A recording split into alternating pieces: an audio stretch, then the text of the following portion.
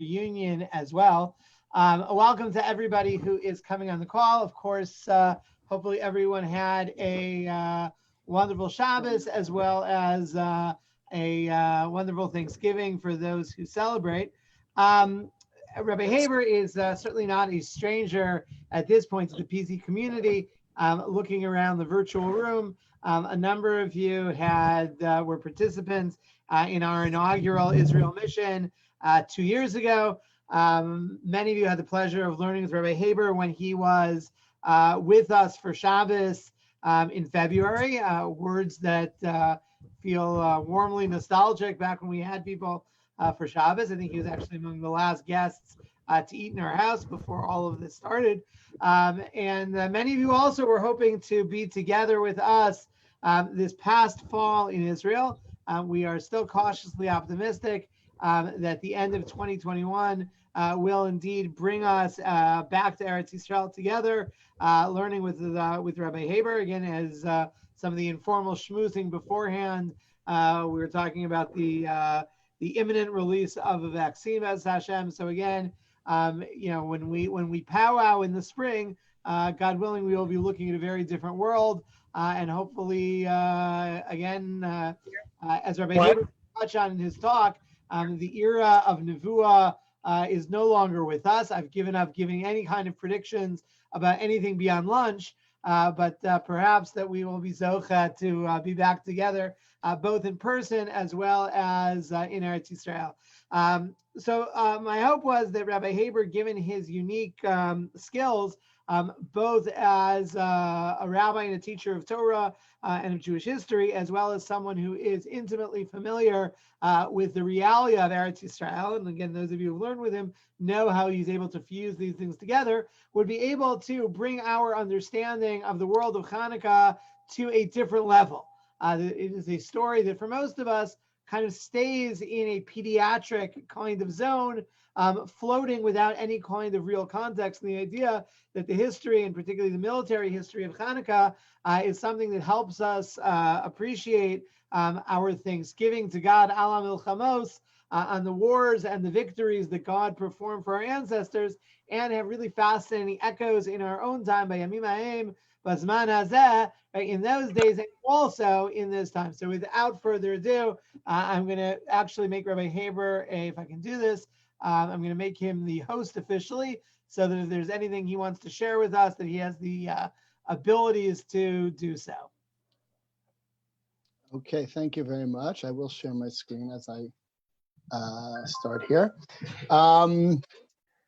Yeah, for Rabbi Alkut, that was actually a perfect introduction, because you touched on a couple of points I wanted to make, so I'll just review them quickly. But number one, yes, this world has turned upside down very quickly. I was just thinking about the Shabbat I spent in Pittsburgh something like 9 months ago, and how we were all sure that that was kind of a promo for the trip that was supposed to have happened in the past few weeks. And I don't think any of us could have and the coronavirus was even, it was the beginning of a trip. I remember during that trip discussing the coronavirus with all sorts of people, but nobody had any idea that the world was about to be changed, dramatically. And, I got back to Eretz Yisrael, and within a week or two, the whole world's kind of had turned upside down. There's a lot of lessons to be learned from that, I think, and this is not the time. But the one that I've been thinking about very, very much over the past number of months, which connects directly to the message of Chanukah, I think, is that as much as we human beings think we're in control of this world, we're not. And I think this one of the major lessons here, there's not a human being on earth that really understands. We were just moving with Jerry beforehand about some of the scientific elements of how to check a vaccine and this and that. And thank God we have experts that study these things and know what to do. But the biggest experts in the world will tell you that they don't really know, and they disagree with each other. And the fact that there's somebody up in Shemayim controlling the world is something we always knew. But to me, it's become very, very, very clear over the last number of months. And that brings us directly to one of the messages of Chanukah. And that was the other point that I wanted to make, that Rabbi Yalkut started with, which is that Chanukah oftentimes indeed We learn about it as children, and unfortunately, for many of us, our understanding of Chanukah doesn't necessarily go beyond that. To a large extent, even those who study Torah, because many of the main sources that one needs to study to understand Chanukah are not actually certainly not in the Tanakh. Chanukah is not mentioned in the Tanakh, obviously. The events took place after the conclusion of the Tanakh, and it's not discussed all that much in the Talmud either, which is an interesting discussion in its own right why that is. To really understand what happened and to take our sort of childish understanding of Chanukah and upgrade it into an adult understanding requires studying external historical sources and then going back to the sources in the Talmud and trying to put it together. So that is what I do hope to do in this two-part series. But first, I was going through my computer to put together a little bit of a presentation and using some slides from other presentations I had done in the past, and I stumbled across something which really isn't connected. But I figured that this opening slide, I changed the title, but this opening slide was the beginning of something I did for some group, I don't remember when, many years ago, who wanted to know what Hanukkah was like in Israel. And since we're starting with, this framework that many of us at least, were together in Eretz Yisrael a couple of years ago, we were hoping to be together in Eretz Yisrael again in this season now, and we're very much hoping and praying that we'll be able to be together in Eretz Yisrael next year. So for this Hanukkah, I thought I'd just share a few of these pictures that I found on my computer that I put together, what Hanukkah is like in Israel. So the first one, of course, this is what you'll see all over the country already for now. At one point, this wasn't such a common scene in America, the sufganiyot, although I think in more recent years, it's becoming more common. Those were the traditional ones, and these are the upgraded ones. These can go for, ones like these can go for 12 or 15 shekels a donut, which is just absurd, but I guess they charge by the calorie. Something you will see in Eretz Yisrael on Chanukah, though, that you won't see too much in other parts of the world, is people lighting candles the way the Talmud actually says it should be done outside of the homes, which is the actual way. During the years of the exile, we stopped doing that. And in Eretz Yisrael today, we do so again. Here's me lighting my candles outside my house. And here's another slightly less famous individual lighting his. And that's also something that you won't see. You might see the president of the United States, do some kind of thing, but the fact that in a Jewish state, the prime minister lights the candles as a Jew is also very nice. And of course, the dreidel with the pei instead of the shin, Nes Gadol Haya Po. Okay, that was just to make you a little bit homesick for Eretz Yisrael. And now let's kind of jump into what I want to talk about. So this is meant to be Bezrat Hashem, a two-part series. The second one that will be, God willing, 2 weeks from today, on the Sunday of Chanukah itself. So that'll be a little bit more of a virtual tour. And as Rabbi Yalkut said, basically what I want to do in both of these sessions is look at Chanukah from two different perspectives. A historical perspective, to understand the actual historical events to the extent that we have the information, and we do have a decent amount of information, the actual historical events that are commemorated by this holiday. And we'll put the little pieces that perhaps we're familiar with into a much broader context. And a spiritual kind of understanding of what I think, at least, some of the messages that I've discovered in Chanukah. I've in general noticed that the more you delve into Chanukah, I think maybe even more than, I mean, it's true for anything in Torah, but I think even more than like, interestingly enough, than many mitzvot or holidays that are from the Torah, I just want maybe it's because I find so much contemporary relevance in it, but the more I delve into Chanukah, the more I see layers and layers and layers of meaning, and I'd like to try to unpack some of those with you. So like I said, the session 2 weeks from now, God willing, will be a in-depth study of a few of the battles of Chanukah with kind of a virtual tour with some photos and maps and maybe even a video that I'll try to make myself between now and then, where we'll be able to see the battlefields of the Maccabees and their startling parallels to some modern battlefields. And there's a lot there that I think we'll talk about next time. But kind of as an introduction to that, I want to zoom out. And that's what we want to do today. So today will be more of a shiur lecture type of thing. And next time, more of a bit of a virtual tour. I want to zoom out. The battles of Chanukah, the battles of the Maccabees, let's say, we'll talk about very briefly tonight, but I really want to focus on, I want to start hundreds of years before that and continue also for 100 or 200 years or even more after that, and try to put the whole picture of what really was going on, I think, into a broader context. So that's what I would like to try to do in the next few minutes. And I want to start all the way back with King Solomon, Shlomo HaMelech. King Solomon built the first Beit HaMikdash, the first temple, which you see an artist's rendition of there on the top. But the book of Melachim tells us that he built a number of buildings, King Shlomo, and he built two specific buildings on the Temple Mount. The pasuk here tells us, "Vayihi." You can see my pointer, right? Yes. Okay, good. So, "Vayihi kechalot Shlomo livnot et Beit Hashem ve'et Beit HaMelech." Shlomo built a number of structures, but he specifically built on the Temple Mount, the temple itself, of course, and just next to it, not far away at all, he built another building. He built a palace for himself, which is particularly striking because his father David had already built a palace just a generation earlier. Okay, and on the trip that we were on, we saw the remains, what's believed to be by some the remains of David's palace. And I believe you had a tour with Eli Duker where you walked around the Temple Mount. And I don't know, I wasn't on that tour that day, but perhaps you discussed where this was also. But it's very striking that Shlomo felt the need when he was building what the Torah called, we call it the Beit HaMikdash, but the term that's used in Tanakh for the first Beit HaMikdash is actually Beit Hashem, God's house. So the fact that Shlomo, in addition to building Beit Hashem, felt the need to also build Beit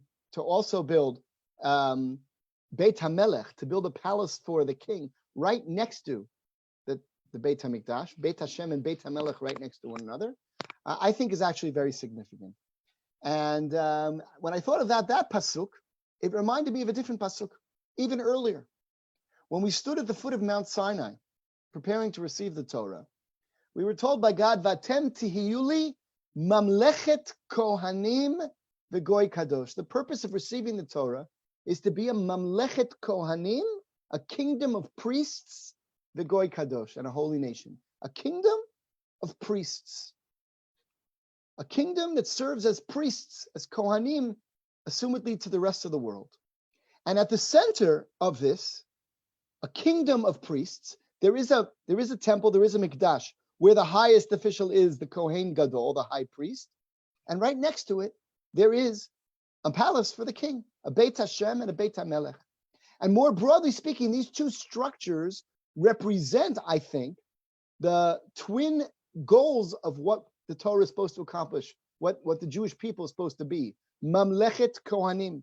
There needs to be a nation, a kingdom, an independent, sovereign nation led by a government, which in this case is referred to as a king, which represents a holy nation, which represents the rule of God on earth to the world. So there's a Beit Hashem and there's a Beit HaMelech.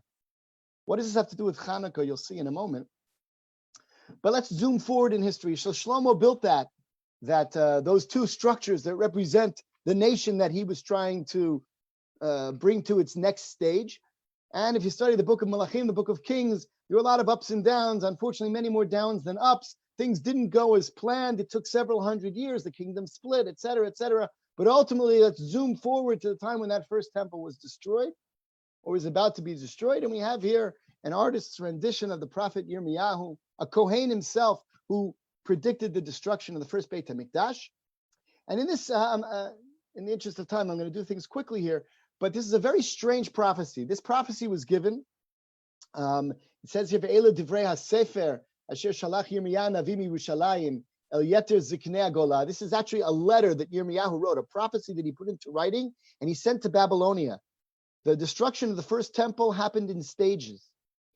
And it was a total destruction. Ultimately, what was destroyed was not just the temple, not just Beit Hashem, but also Beit HaMelech. The entire country and nation was destroyed, and almost all the people were taken away to exile. But it happened in stages.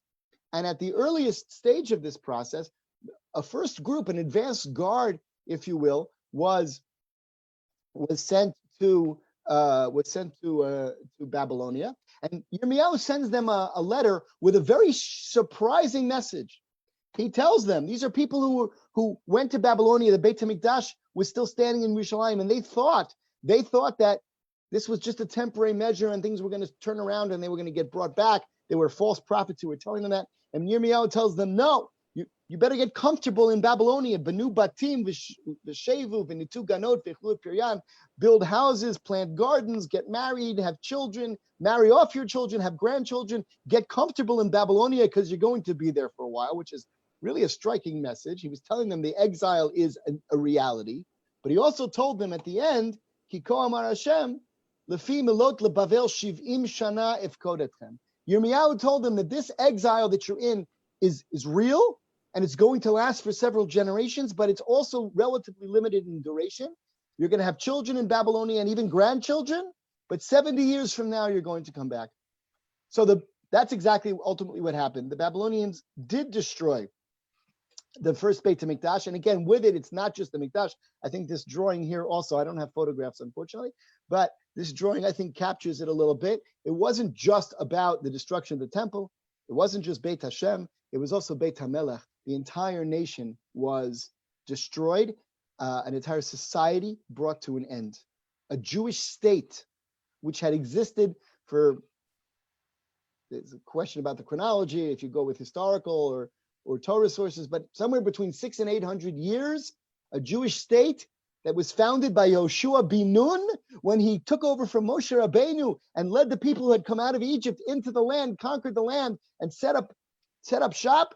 A Jewish state, a Mamlechet Kohanim, or what was supposed to be, that lasted for hundreds and hundreds of years, was destroyed in its totality, and the people brought to exile. Just as Yirmiyahu had prophesied, though. Oh, before I get to that, Yirmiyahu gave a different nevuah. And I want to focus on pretty much one word in this nevuah, because you're going to see something striking. In a minute, we're going to come to Chanukah. But Yirmiyahu, this is a different prophecy. As he was telling the people that there's going to be a destruction, and he told them the destruction is going to last for generations, then you're going to come back. He spoke about a return from Babylonia, but he also spoke about something else. Hinei yamim ba'im ne'um Hashem, v'akimoti leDavid semach tzadik. He said that David, the kingdom of David, which had a dynasty that had ruled at this point for about 400 years, was about to come to what appeared to be an end, right? I said the Beit Hashem was going to be destroyed, the Beit HaMelech was going to be destroyed, the final king, Tzidkiyahu, a great grandson of David, was going to be executed in Babylonia, and this was it. It was all going to be over. He told the people, even when it looks like it's over, it's not over. And there's going to be a descendant of David, who he calls here Tzemach Tzadik, I'll get back to that term in a second, who is going to rise in the future. When he rules, the nation will come back to life and they will dwell in security. And he talks about how that redemption that he's speaking about is going to ultimately be greater even than the redemption from Egypt. Yirmiyahu says something that's impossible to say if it wasn't in Yirmiyahu. He says the day will come when people are going to not necessarily even celebrate Pesach the way we celebrate anymore. They're going to stop talking about the Exodus from Egypt. Here, Lo yomru od chai Hashem asher lat b'nei Yisrael me'eretz Mitzrayim. They're no longer going to talk about the great miracle that God did by taking the people out of Egypt. Ki'im, but rather they're going to say, chai Hashem asher he'elah v'asher hevi et zera beit Yisrael me'eretz tzafona. The redemption that he's talking about is going to be so great that it's going to eclipse the redemption from Egypt. So it sounds here like Yirmiyahu is talking not only about what ultimately happened, we'll see a second, when the Jews came back from Babylon, which is that the exile, as he prophesied, was going to be of limited duration. He told the people, get comfortable in Babylonia, but not too comfortable, because in a few generations you're going to come back. But he's talking about something much, much grander than just a restoration of what was. He's talking about something that's such a great miracle that it's going to eclipse Yetziat Mitzrayim, which means he's talking here about what later became known as the Messianic era, and the king, the Melech HaMashiach, who is a descendant of David. And he calls this king Tzemach Tzadik. So in the English translation here that I found online, they translated that as, where's the translation here? A true branch of David's line. I don't know if I like that translation so much. Tzaddik perhaps means true, perhaps means just, perhaps means righteous. But he refers to the one who's going to come from David in the future as a tzemach, as a plant that sprouts and grows. And there are a number of prophecies also in Yeshayahu that use this type of imagery, right? That what was cut down, the image, Yeshayahu talks about v'yatza choter migeza Yishai. At the end of the first temple period, the not just Beit Hashem, but Beit HaMelech as well, and the people that dwell in it, the dynasty of David is cut down, and the country is destroyed, and with it, the ruling dynasty ends. And it looks perhaps like the stump of a dead tree. You chop down a tree, and all that's left is a dead stump.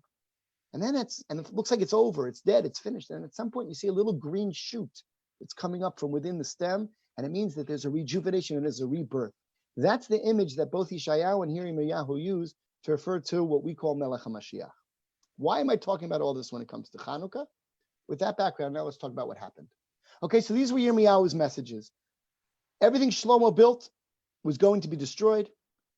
Whoever was in Babylon already, better get comfortable. They're going to be there a while. Those that were still in Israel are headed there soon. There's going to be a destruction, which ultimately came, and Yirmiyahu had the tragic experience of watching his own terrible prophecies come true.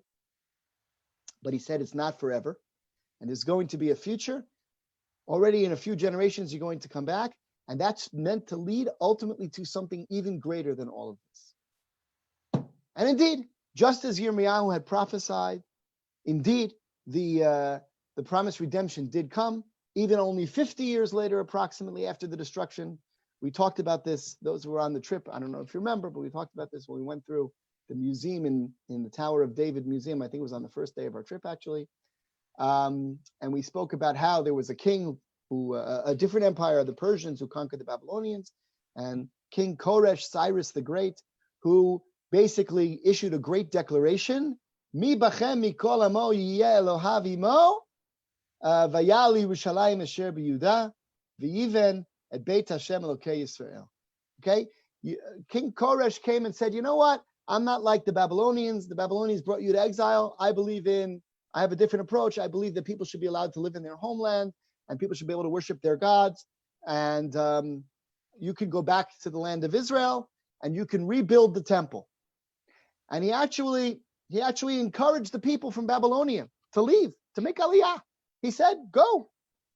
He didn't expel them, but he said, you're welcome to leave. He controlled Eretz Yisrael as well. You're welcome to move from your land of exile and relocate back to your ancient homeland. And I encourage you to do this and build a temple to your God. He gave them back the vessels that had been plundered from the Mikdash by the Babylonians. He restored them to the Kohanim, and he encouraged, and he said, those of you who aren't going to actually go and make aliyah right now, at least you should give money. He set up the first, Jewish Federation, United Israel appeal, and he said, donate money. He himself donated money, and he said, go, build the Beit HaMikdash. And in fact, that's exactly what happened. I won't go into all the details as told in Sefer Ezra, but they did go back led by a man named Zerubbabel ben Shealtiel, who was himself a descendant of David. And he led the people. It wasn't hundreds of thousands, it wasn't millions, it was tens of thousands who came back. The majority of the people in Babylonia tragically did not take up Koresh on his offer. It seems like they had internalized the first part of Yirmiyahu's prophecy, which was get comfortable in the exile, but not the second part, which is don't get too comfortable because in a few generations you're going to come back. And most of them remained behind. And those who did come back were led by two men. There was a leader whose name was Zerubbabel.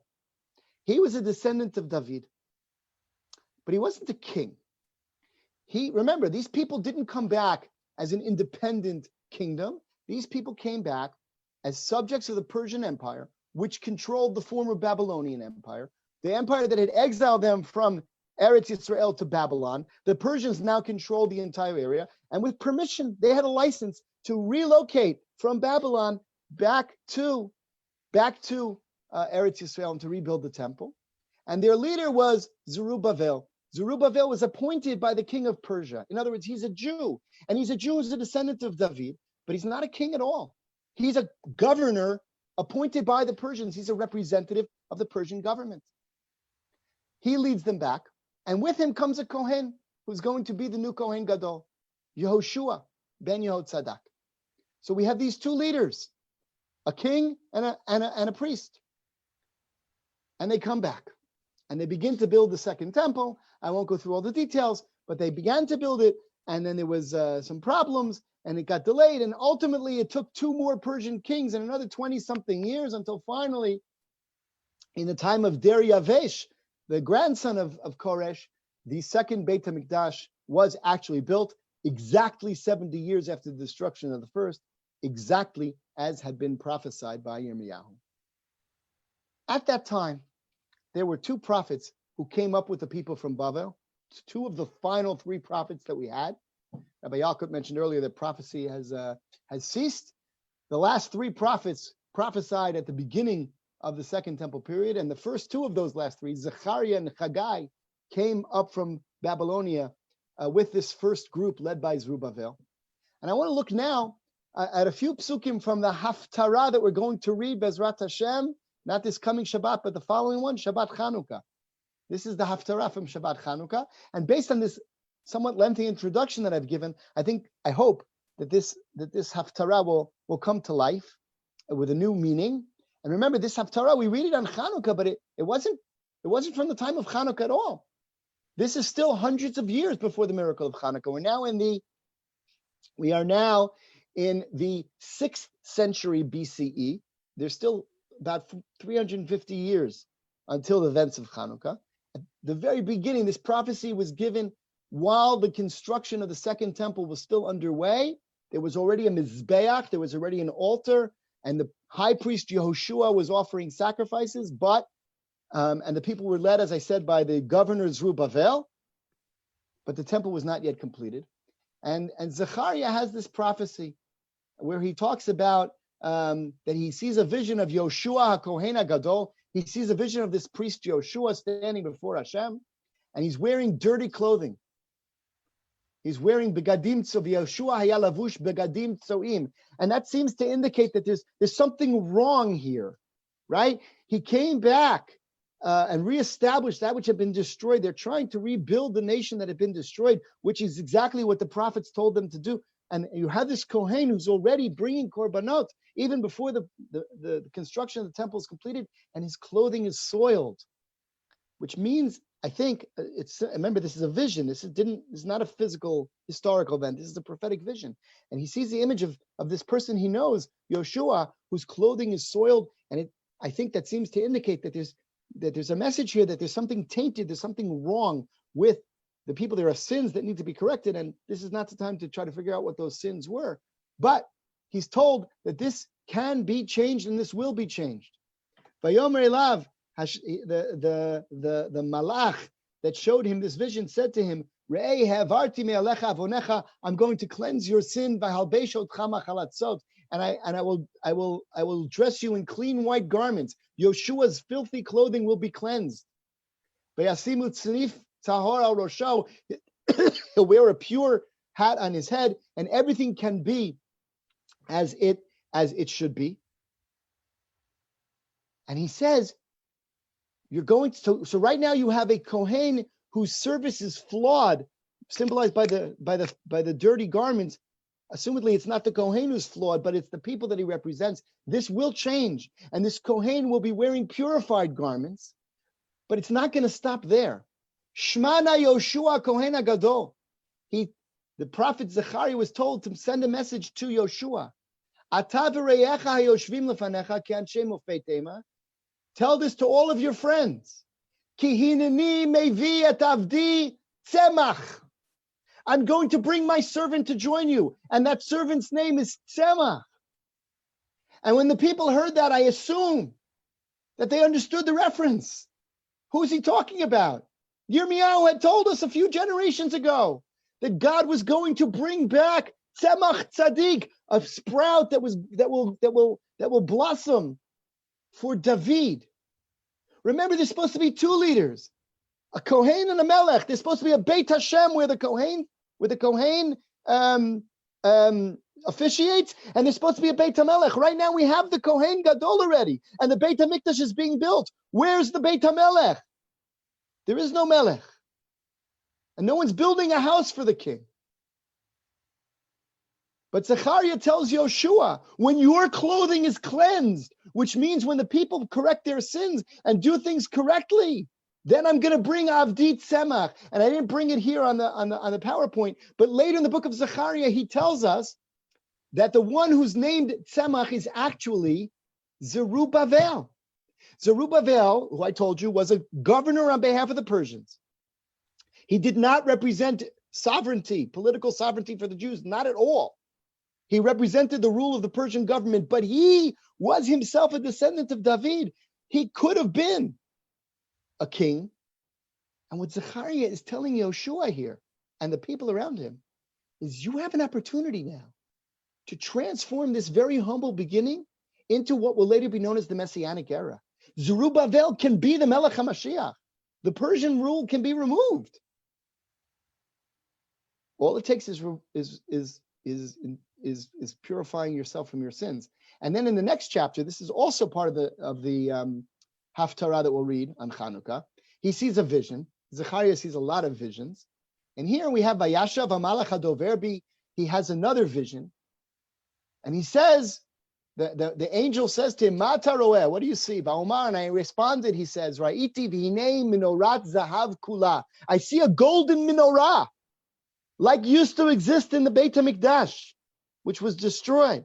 I see a vision of a golden menorah, v'gula rosha, with a bowl of oil on its top, v'shiva nerotea alea, and 7 candles, just like the menorah is supposed to have.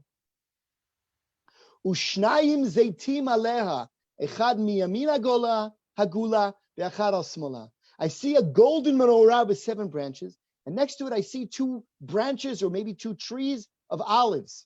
I see 2 olive branches on both sides of the menorah. What's this vision that he sees? What is this about? You know what it is. He says, actually, I don't. So the Malach says, you want me to explain to you? Vayan vayomer elai lemor, zed dvar Adonai el Zerubbabel lemor. This menorah represents a message to Zerubbabel. What's the message? Lo v'chayil v'lo b'koach ki im beruchi amar Adonai tzvaot. Zerubbabel, I already told you that you can be Avdit Tzemach, that you can be the Melech HaMashiach exactly. You don't have to just be a governor for the Persians. You can be a king. But if you're going to do that, it's going to be lo v'chayil v'lo b'koach. You're not going to become a king through military power. You're going to become a king ki'im beruchi, through God's spirit. So there's a message to Yoshua and there's a message to Zerubbabel. The message to Yoshua, you're the Kohen. You need next to you a king. And in order for that king to come, your dirty clothing has to be cleansed. The people have to return to the way of God, to the way of Torah. And then you will have next to you not just a priest and not just the Beit Hashem that you're building, you'll also have the Beit HaMelech. And then the prophet was told to turn to Zechariah. The prophet Zechariah was told to turn to Zerubbabel and tell him, I saw a vision of a menorah. What's the menorah? There are different vessels in the Beit HaMikdash. Again, on the trip, we talked about this a bit, and on that same day with Eli, those who were there, I think you went to the Temple Institute and talked about the different vessels. The menorah represents spirituality. It's pure spirit. Next to it is the shulchan with the bread. That's materialism. But the menorah represents the spirit. And that's the message to Zerubbabel. Zerubbabel, you want to be a king? You can be a king. But lo b'chayu v'lo b'koach. It's not going to happen through military means. It's going to happen only when you adopt the spirit. So there's this symbiosis here. The priest is told you need a king next to you. The king is told you have to follow the message of the priest and the menorah that he lights. And then Zechariah said, okay, I get all that. But he says, I have one question to you, he asks the angel. You told me that I see this menorah, and I said, why are you showing me menorah? And you told me it's a message to Zerubbabel, I get it. But I see a menorah, I get it. I didn't know, but you explained it to me. It's a message to Zerubbabel to focus on the menorah, to focus on the light of the menorah, because not through the power and not through the sword, but through the spirit. I get that. But what are those two olive branches on the two sides? And the angel said to him, oh, those? Eile shnei b'nei Yitzhar ha'umdim aladon kol haaretz.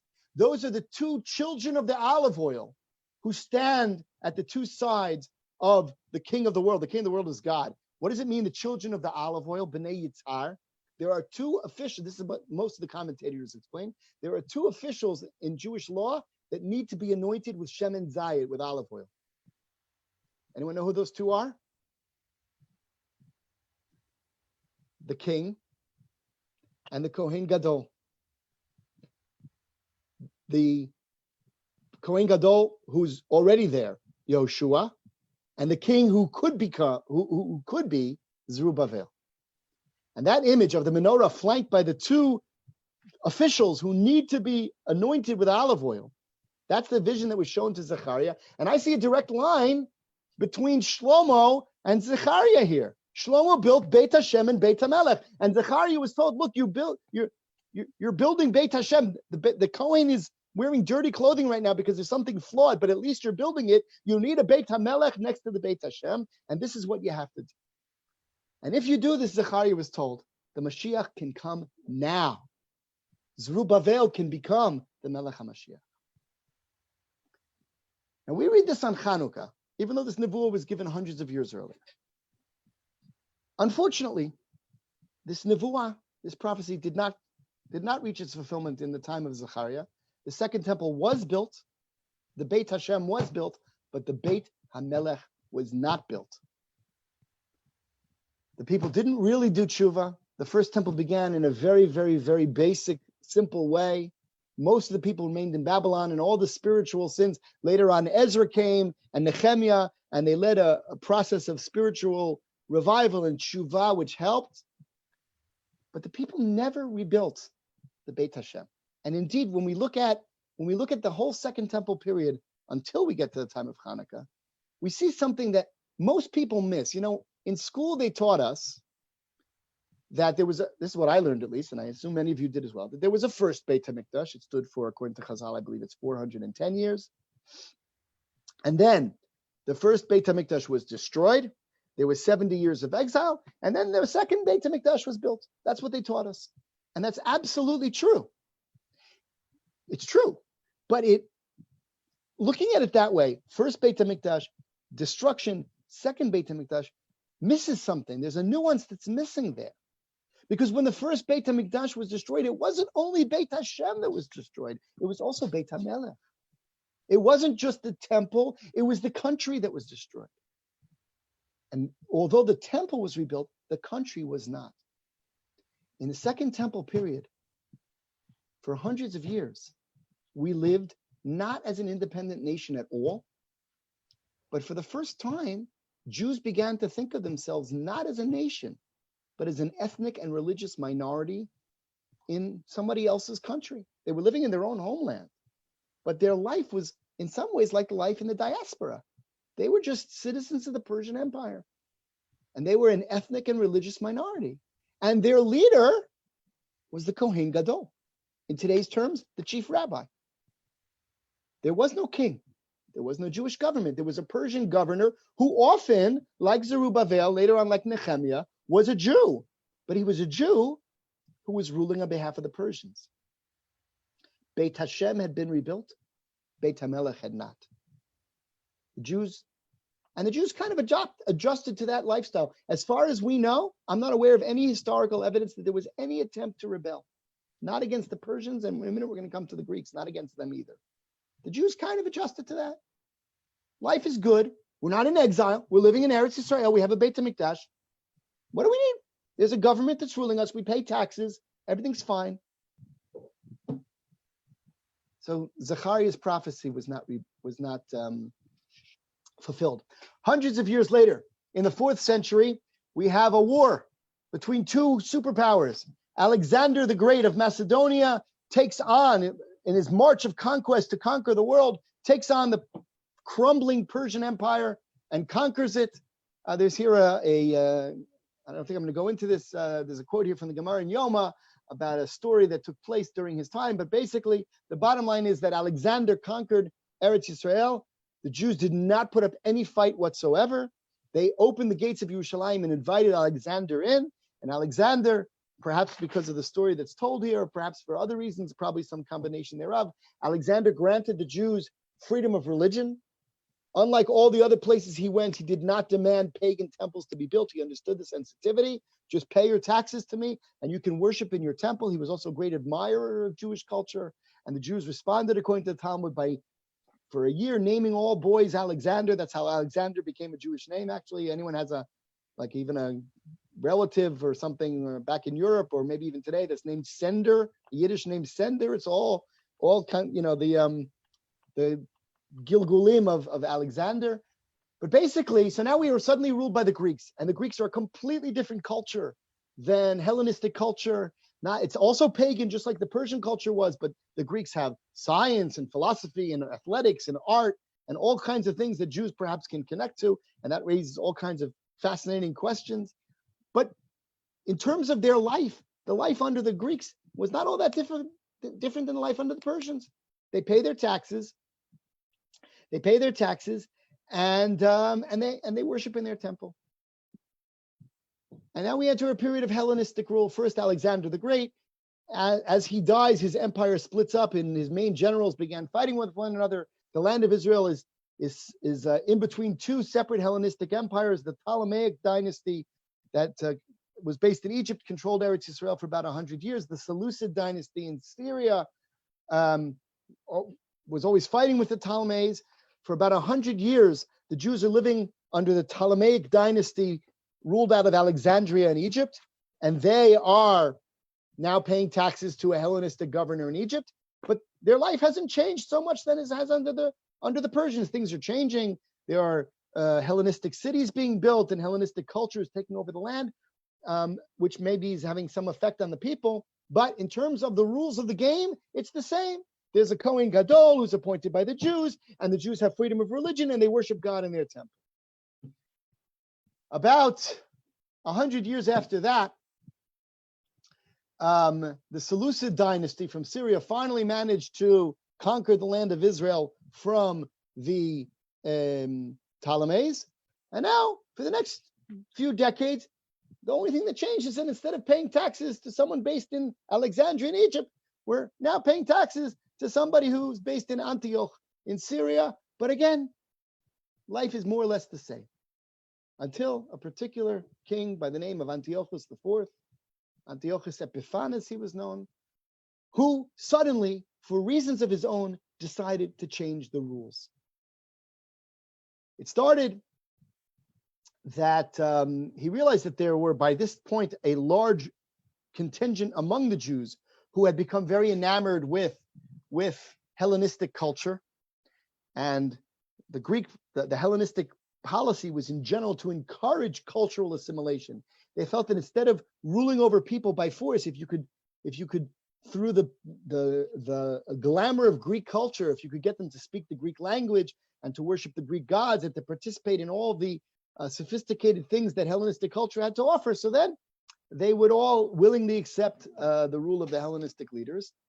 And this message had reached a significant percentage of the Jews. And there began to become changes even in Yerushalayim itself. They began to have a gymnasium and athletic games in Yerushalayim. People began to stop circumcising themselves, and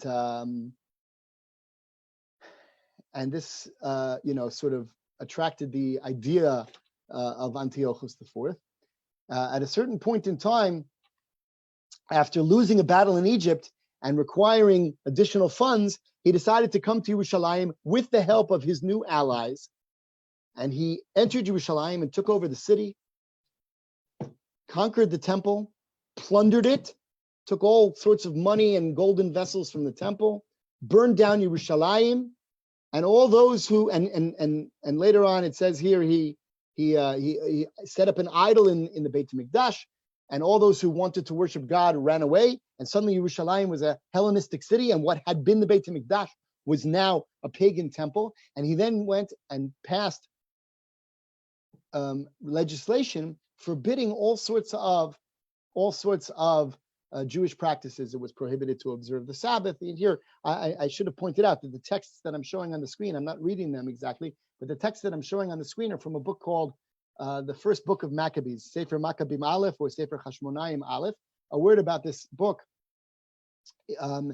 This is a book that reads kind of like as if it was a book of Tanakh, and it seems that the author was kind of hoping it would become part of Tanakh. It was written originally in Hebrew, and the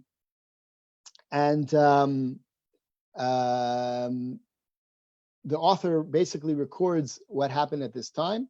Ultimately, it was not considered holy. It was not put into the Tanakh, and because of that, we no longer have the Hebrew original. It's been lost.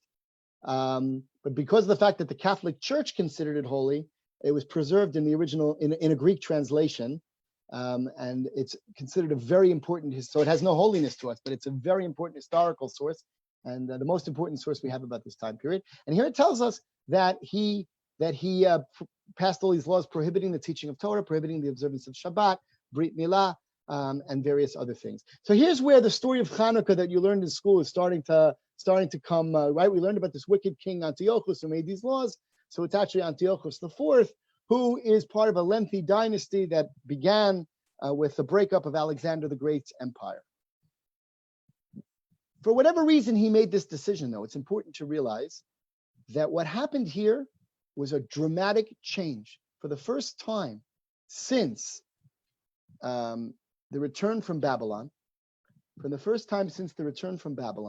we have a king who's creating laws that are interfering with the observance of what we would call the Jewish religion. He's taken over the temple. He's defiled the temple. He's prohibiting. He's trying to force the people not to observe the Torah. This had never happened before, and at this point, and only at this point, did the Jews rebel. And here we have about 10 more minutes, right? Till about 12? Yeah? Yeah? Okay, good. So the rebellion broke out in the year 167 BCE. So again, understand, this is almost 400 years, after the destruction of the first, more than 400 years after the destruction of the first Beit HaMikdash. During all this time, we had a Beit Hashem, we had no Beit HaMelech. The Jewish state had not been rebuilt. And the Jews, as far as we know, made no attempt to rebuild that state. Even though we had that prophecy from Zechariah, I assume they took it as some future time. It's going to happen when God redeems us, whatever. Suddenly, they realized that without military and political power, your ability to observe your religion is very vulnerable. For 400 years, they had rulers, Persians, Hellenists, Ptolemies, Seleucids, who let them worship their God, and that was great, until one day like that, one of the Hellenistic kings changed his mind, and suddenly their entire way of life was threatened.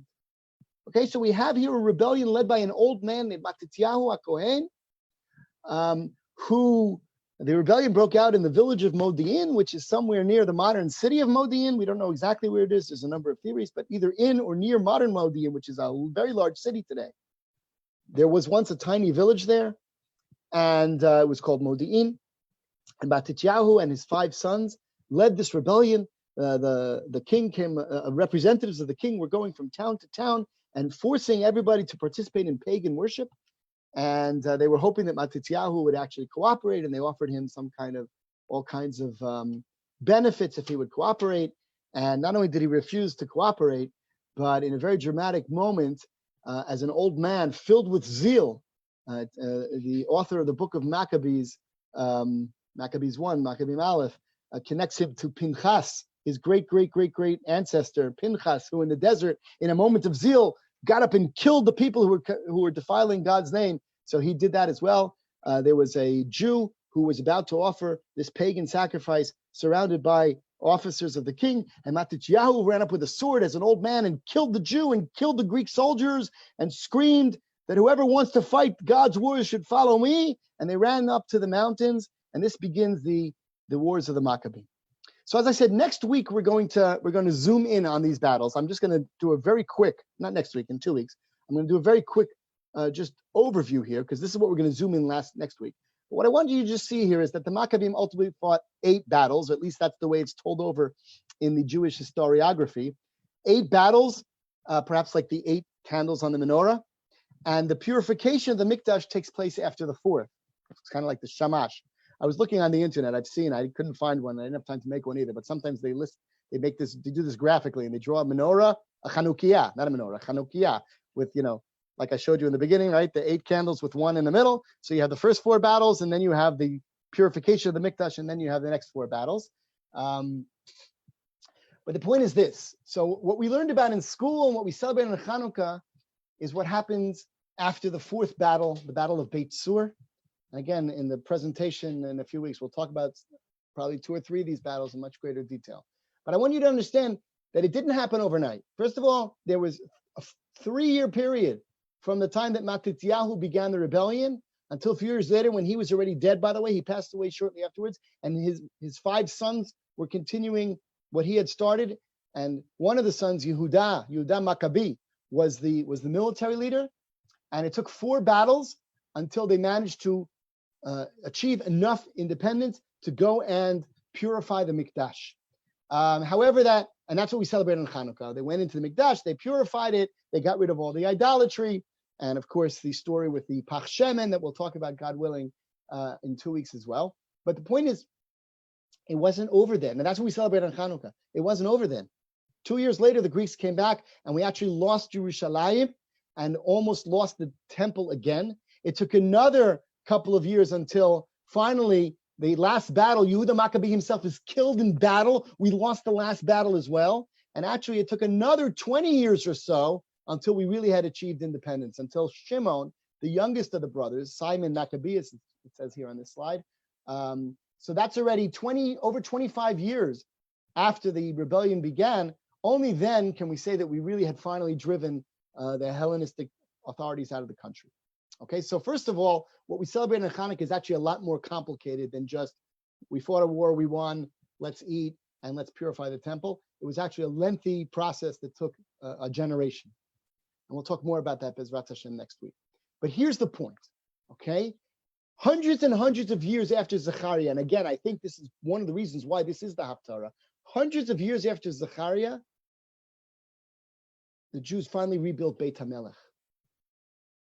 Because they understood that you can't have Beit Hashem without Beit HaMelech. Because the Jews understood that in order to have religious and spiritual and cultural independence, you need a political and military power backing you up. Suddenly, what Zechariah had told them back then might have made more sense to them. You want the clothing of the Kohen to be clean, then you have to bring that Tzemach, you have to bring that king. Now, the king that ultimately arose was actually not a descendant of David. Those Kohanim themselves, the Maccabim, the descendants of the Maccabim, the Hashmonaim, they themselves assumed the role of king. The name king was only used for the first time by Alexander Yanai, but already you have here Yochanan Hyrcanus, who is the son of Shimon HaChashmonai, and he had a son Aristobulus, and after him a son Yanai. And these 3 kings, mainly Yochanan Hyrcanus and Alexander Yanai, not only firmly established the independence that they had, that had been won by the Maccabim, they also engaged in diplomacy, and actually they had an ally by the name of Rome, actually, ironically, who helped them to defend themselves against the Hellenists and against the Persians who were still trying to regain what they had lost hundreds of years earlier. And in order to do this, they conquered vast territories and eventually conquered all of Eretz Yisrael and even areas around it, approaching the borders of the empire that had been ruled by David and Shlomo. So Beit HaMelech was rebuilt in a big way.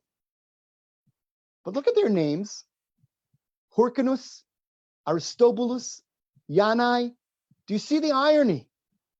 These are the grandsons and the great-grandsons of Matityahu Kohen Gadol, who fought against the imposition of Hellenistic culture. And what do they wind up with? We wind up with grandsons of the Kohen, whose names themselves are Hellenist. And it's not just their names. In order to maintain this military power, they brought in a lot of non-Jews, and they themselves began to be very, very influenced by, and this is the tragedy of what's called Malchei Beit Hashmonai, that what started with this pure fight for Jewish They didn't even want the military power. The military power was only there in order to preserve their ability to observe their religion. In the end, the military power became not the, right? And they forgot the message that was given to Zechariah. Lo b'chayil v'lo b'koach. And therefore, this was ultimately deemed to fail. Particularly Yanai is seen by the rabbis as being a particularly wicked figure. Yanai HaMelech. I really, now maybe I should have switched this slide with the next one, but okay. The Gemara here in Brachot talks about Yanai HaMelech, and there's a whole discussion here, a whole philosophical conversation and psychological conversation about, whether people are born good or born evil, or whether they change their ways and whatever. But basically, what the Gemara tells us here, ultimately it says, Al tamin batzmecha ad yom motcha. A person should never trust himself. What's the proof? Sharei Yochanan Kohen Gadol. At this point, the Gemara is referring to Yanai's father, Yochanan Horkanus. We'll see in a minute that it's really talking about Yanai. Shimesh b'kuna gedola shmonim shana ulbasof naset tzdoki. That you should never trust yourself, because according to this passage in the Gemara, Yochanan Kohen was in fact a great righteous person for 80 years, and at the end of his life, he, as we would say, went off the derech, and he gave up his connection to Torah. The Gemara then says, "Hu Yanai, hu Yochanan." It's a question whether they're the same person or a different person. There's no historical question. There's a philosophical question going on here, which I don't have time to go into. But the next Gemara tells us sort of what it seems happened here. Again, this is not exactly history. This is rabbinic homiletics mixed in with history. It's hard to unpack exactly what took place here. But the way the Talmud tells the story, Maaseh b'Yanai HaMelech shalach leKochlit shebamidbar. Yanai HaMelech went to this place called Kochlit. V'kibei sham shishim krachim. Among his conquests, he conquered 60 cities, and he was really, really happy. He had military success, and he realized that it came from Hashem, according to this Gemara. He wanted to fulfill what was told back by Zechariah, lo b'chayil v'lo b'koach. So he called all of the chachamim, all of the rabbis together, and he said, we have to make a feast, and we're going to eat simple food to remember our humble beginnings, and we're going to use this humility to thank God. And there was this individual there who provoked him and basically convinced him that the rabbis weren't respecting him enough. And he said, what can I do? They're rabbis. And he said, you should wear the clothing of the Kohen, so they have to stand in your honor. And there was this one rabbi who said to him, you were already the king. You shouldn't also be the Kohen Gadol. These two powers, the Beit Hashem and the Beit HaMelech, are supposed to be separate. And that's the problem. You guys are both Kohanim and Melachim. So if you're going to be the king already, then take off the garments of the Kohen Gadol and give it to somebody else. And he got angry at him. And essentially, according to this, a whole war broke out between Yanai and the representatives of the tradition of Torah. And the Gemara records here a tradition that Yanai killed out almost all the rabbis of his generation. And it ends with this: V'yahargu kol chachmei Yisrael. He killed out all the sages. V'yah ha'olam mishtomem. And the world was empty of Torah. Ad sheba Shimon ben Shetach v'achzir et Torah liyoshna.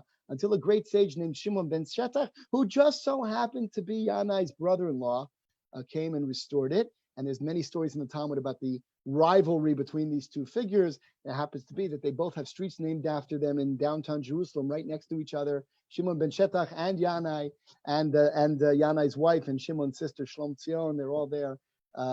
In their lives, they didn't get along, but in death, they get along on the streets of modern Jerusalem. But anyway, all of this leads to a tragic situation. Yanai is succeeded by his wife Shlom Tzion, who actually the rabbis had a very positive opinion of. But ultimately, when she died, her two sons, Hyrcanus II and Aristobulus II, basically were fighting over who gets to be the king. This led to a civil war among the Jews. And ultimately, when the dust settled, the Romans, who had been the allies of the Hashmonaim, now came and conquered the country. And this was the end of the second attempt at Jewish independence. What began with Matityahu and his sons, who realized that you have to reestablish Beit HaMelech if you want Beit Hashem to be protected, wound up with Beit HaMelech overtaking Beit Hashem, and ultimately with this leading to a just lust for power that brought everything down, and ultimately returned us to a situation where we're ruled by a foreign power, no longer Persians or Greeks, at this point Romans. This leads to Herod, who we talked about on our trip. And ultimately, the rabbis say that the second temple was destroyed due to sinat chinam, due to hatred among the Jews. I think we talked about that on the trip as well. So what have I shown you tonight? Okay. What I've done, I told you, tonight's about zooming out. And next time we're going to, Bezrat Hashem, zoom in. Okay. But the story of Chanukah didn't begin with the Maccabim.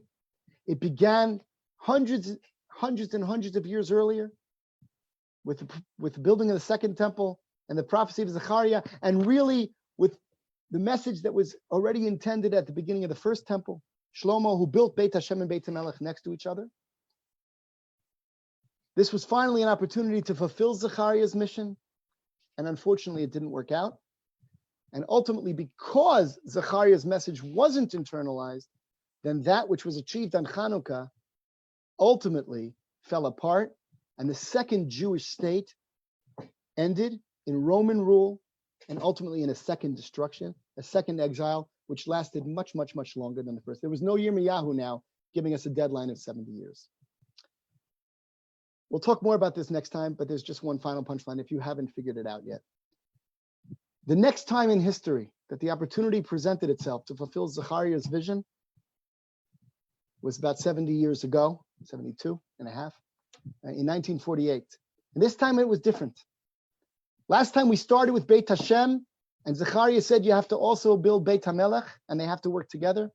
This time, we started with Beit HaMelech. We have, for the first time since the Chashmonai, an independent Jewish kingdom. There's no king, there's a democratic government, but we have an independent Jewish state with political sovereignty, military power. And we're still waiting to build Beit Hashem. But the final punchline of that is, of course, this symbol. The seal of the state of Israel, which was clearly inspired by the prophecy of Zechariah that we read on Shabbat Chanukah. Zechariah saw a golden menorah flanked by two olive branches.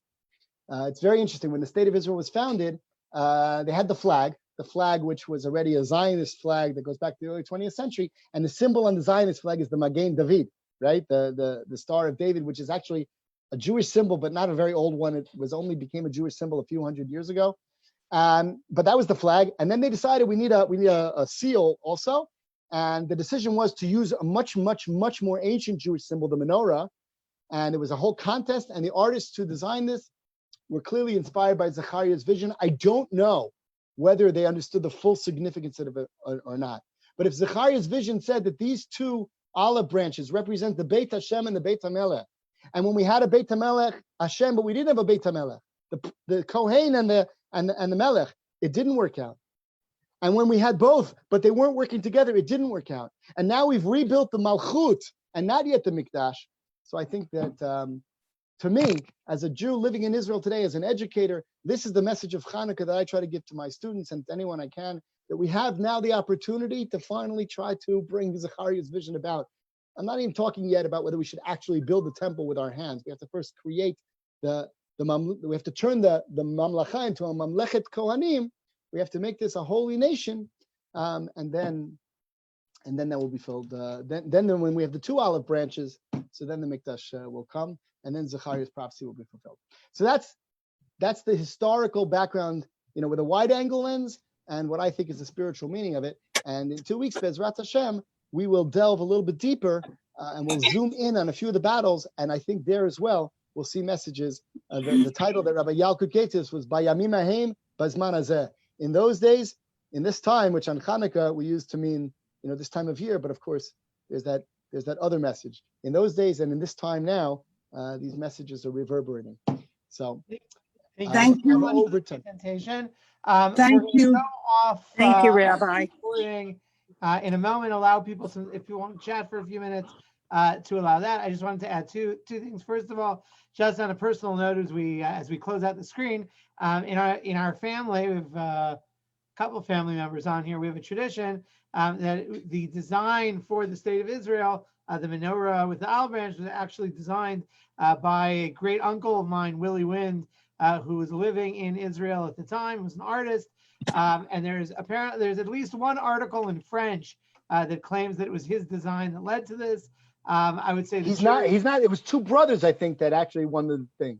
Right. So what exactly my great uncle designed and how it got there is, let's say mutal b'safek, but there's at least a French language article that credits him. At least his name is in there and the picture of the seal and a lot of stuff in French. So I'm not really sure what it says. But again, that connection, I think certainly I wanted to mention. And then just a reminder to everyone, there are other pre-Chanukah series. The Rebbe that loved Chanukah will be starting tomorrow night at 8. And again, people are welcome to join for that, as well as our regular series of classes as well. Again, anybody who wants to has anything more to continue the discussion, I imagine Rabbi Haber is a few more minutes, but a good week to all. Thank you. Thank you, Rabbi Yaakov. Thank you, everybody. Thank you. Bye-bye. Yeah, Yeshikoach is right. Rabbi Haber, can you re-host me? How do I do that? Okay, you see the 3 little dots at the corner of your screen? More, it says stop live stream. Yeah, hold on. I don't want to stop live stream, right? I want to. Yeah, if you do that. Where maybe under maybe I have to do it in participants. Give me 1 second. Rabbi Mrs. Yalkut, make host. That's it. Yeah. There you go. You're the host.